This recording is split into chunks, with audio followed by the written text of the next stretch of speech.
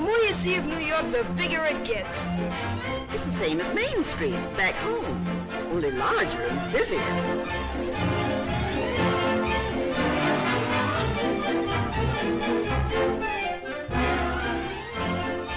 Well, maybe we can get what I need here.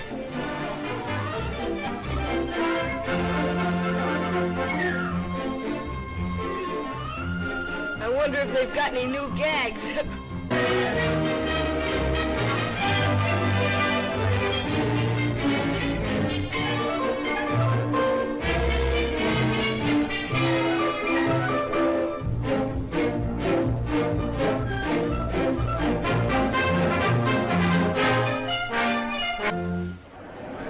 And so, ladies and gentlemen, with a great deal of pride and pleasure, I present to you Elektro, the Westinghouse Moto Man. Elektro, come here. And here he comes, ladies and gentlemen, walking up to greet you under his own power.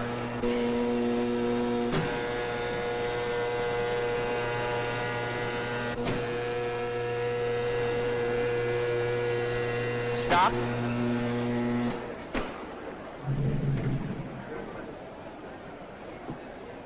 You see, all I need to do is to speak into this phone, and Elektro does exactly what I tell him to do. Sometimes. But I don't see why I'm telling Elektro's story when he's perfectly able to tell his own. So let's listen and see what Elektro has to say to us today. All right, Elektro, will you tell your story, please? Who? Me? Yes, you. Okay, Toots. Ladies and gentlemen, I'll be very glad to tell my story.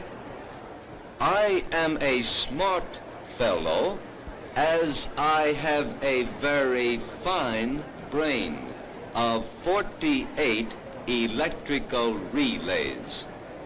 It works just like a telephone switchboard. If I get a wrong number, I can always blame the operator.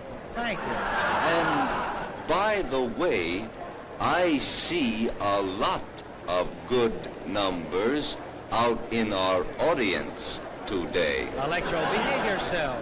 Quiet, please. I'm doing the talking. I'm sorry. That's the most remarkable thing I've ever seen. Boy, what a guard that guy'd make on my football team. Now, Elektro, a moment ago you were bragging about being able to count on your fingers. Do you remember that? Well, we're going to find out about that. Now, do you remember how many children were born at the same time to a certain family up in Canada? Do you remember that? All right, let's see if you do. Count them on your right hand. 1, 2, 3, 4, 5. 5? Well, that's absolutely correct. Why, he's almost human. If he wasn't so big, I'd take him for an engineer. All right, now, Elektro, I know you enjoy these, and I'm really going to try to give you a nice pleasure out of these. So here you are. You got that? Now, hold on to it. You may now smoke this cigarette. Go on. Oh, yes, Elektro, you do need a light, too, don't you? All right, here you are.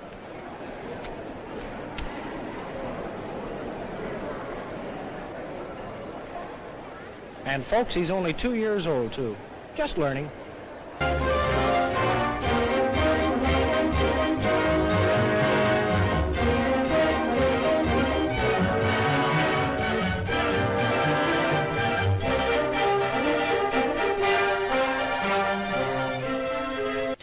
Of cupelloi, deposited on the site of the New York World's Fair on September 23, 1938, by the Westinghouse Electric and Manufacturing Company.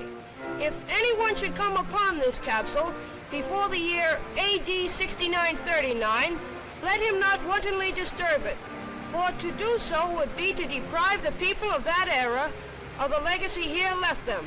He never had a camera like that one. That's a television camera. Holy smokes, does it work? Of course. You go down there, Mr. Middleton. You can see and hear Bud on a whole row of television receivers. You better be good. Bud, this is Frank Wells. Frank, this is Bud Middleton from the old hometown. Hiya, Bud. Hiya. Now, just act and talk naturally. Oh, is it going? It's on. Hiya, folks. This is Clark Gable Middleton speaking. As you can see if you've got your television sets turned on. What state are you from, Bud? Indiana, the greatest state in the world. And if Grover Whalen's listening in, New York's okay, too. Well, what do you think of the fair? Well, as a guy I once studied about said, I came, I saw, and I'm almost conquered. How am I doing, Dad? Here's the oscilloscope. Talk or blow or whatever you did before into the mic. You'll see your voice projected on the screen.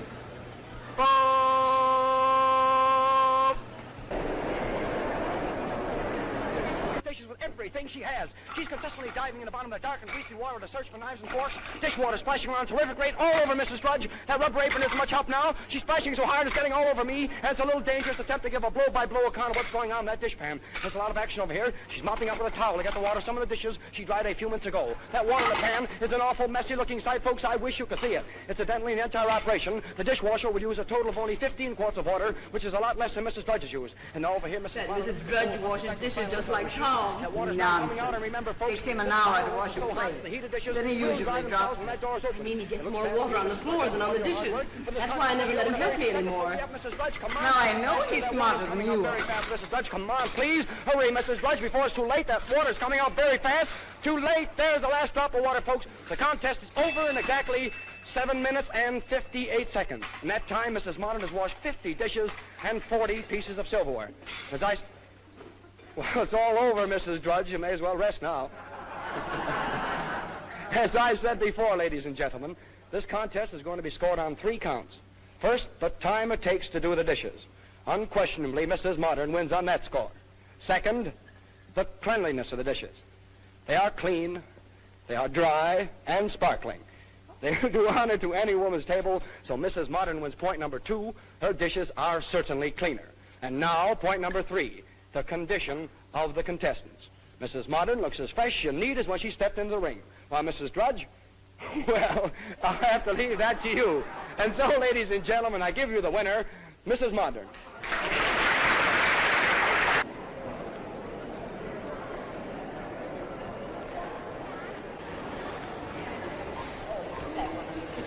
Yes.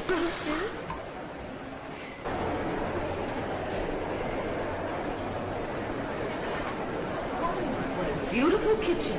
Neat, isn't it? Neat? Nothing. It's a paradise. No one who hasn't cooked over a wood stove by the light of a kerosene lamp can really appreciate what it all means.